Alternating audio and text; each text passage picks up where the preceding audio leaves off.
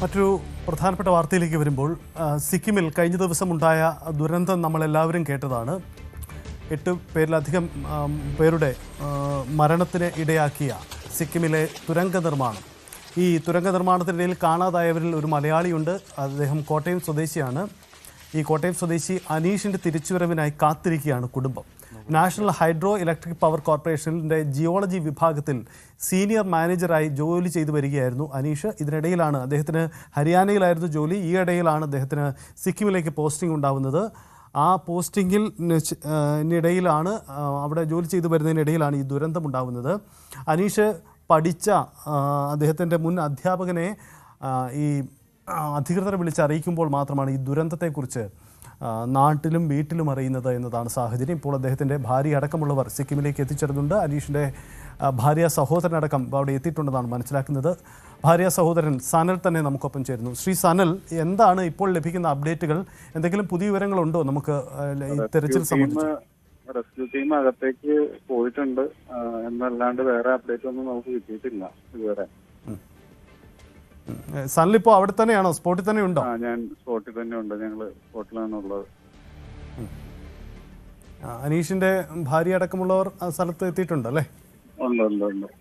ഉണ്ടല്ലേ. അവിടെ തിരച്ചിലിന് വലിയ വെല്ലുവിളികൾ പല രീതിയിൽ നേരിടുന്നു. കാലാവസ്ഥ പ്രശ്നങ്ങളൊക്കെ ഉള്ളതായി മനസ്സിലാക്കുന്നു. എന്താണ് ഇപ്പോഴത്തെ ഇത് സംബന്ധിച്ച് അധികൃതർ എന്തെങ്കിലും സൂചനകൾ നൽകുന്നുണ്ടോ? കഴിഞ്ഞ ദിവസങ്ങളിലൊക്കെ നല്ല മഴ ഉണ്ടായിരുന്നു. ഇപ്പം മഴ ഇല്ല. അപ്പൊ അതുകൊണ്ട് അവര് കുറച്ചും കൂടെ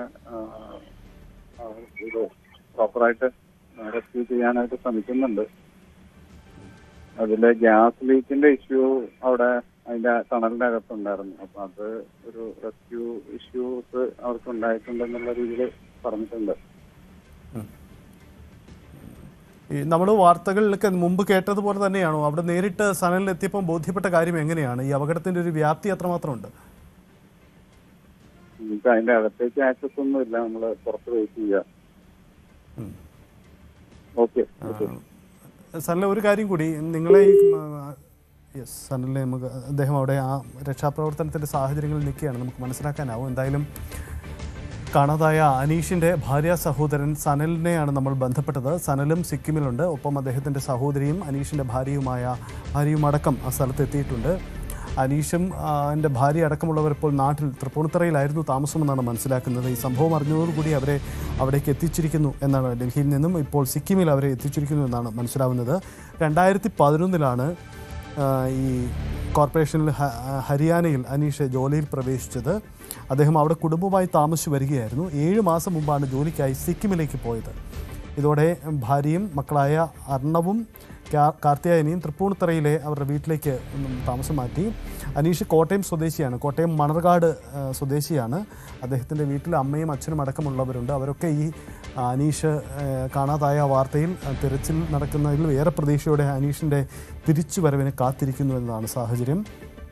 അനീഷിന് എന്ത് സംഭവിച്ചു, എന്താണ് ഈ ദുരന്തം, ഇതിന് എന്താണ് സാഹചര്യമെന്ന ഏറെ ആശങ്കയാണ് എല്ലാവർക്കുമുള്ളത്.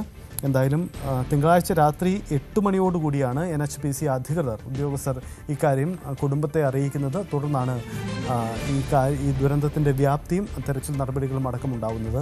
ഈ ദുരന്തത്തിൽ ഇതുവരെ 20 പേരുടെ മരണം, സിക്കിം ദുരന്തത്തിൽ 20 പേരുടെ മരണമാണ് സ്ഥിരീകരിച്ചിരിക്കുന്നത്. നിരവധി ആളുകളെ കാണാതായിട്ടുണ്ട്. അവർക്ക് വേണ്ടിയുള്ള തിരച്ചിൽ നടക്കുകയാണ്. അതിലൊരു മലയാളി, ആ മലയാളി അനീഷാണ്. അനീഷ് അടക്കമുള്ളവർക്ക് വേണ്ടിയാണ് 5 പേരെയാണ് ഇനി കണ്ടെത്താനുള്ളത്. അവർക്ക് വേണ്ടിയുള്ള തിരച്ചിൽ നടപടികളാണ് പുരോഗമിക്കുന്നത്. എന്തായാലും രാജ്യം ഏറെ പ്രതീക്ഷയോടെ ഇവരുടെ തിരിച്ചുവരവിനായി കാത്തിരിക്കുകയാണ്. 5 പേരെ കാണാതിരിക്കുന്നു. അവർക്ക് വേണ്ടിയുള്ള തിരച്ചിലാണ് ഇപ്പോൾ നടക്കുന്നത്. ഏറെ വലിയ ദുരന്തമാണ് തുരങ്ക നിർമ്മാണത്തിനിടയിൽ അവിടെ സംഭവിച്ചത്. അവിടെയാണിപ്പോൾ രക്ഷാപ്രവർത്തനങ്ങൾ പുരോഗമിക്കുന്നത്. എന്തായാലും റെസ്ക്യൂ ടീം ഇപ്പോഴും വളരെ സജീവമായി തന്നെ ആ മേഖലയിൽ ഇടപെടുകയാണ്. അനീഷ് തിരിച്ചു വരുമെന്ന പ്രതീക്ഷയിൽ തന്നെയാണ് എല്ലാവരും കാത്തിരിക്കുന്നത്.